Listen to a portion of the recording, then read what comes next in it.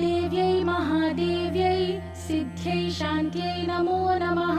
शुभायै देवसेनायै षष्ठीदेव्यै नमो नमः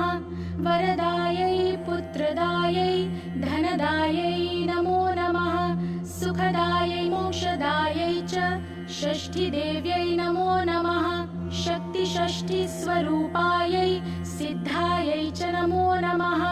मायायै सिद्धयोगिन्यै षष्ठीदेव्यै नमो नमः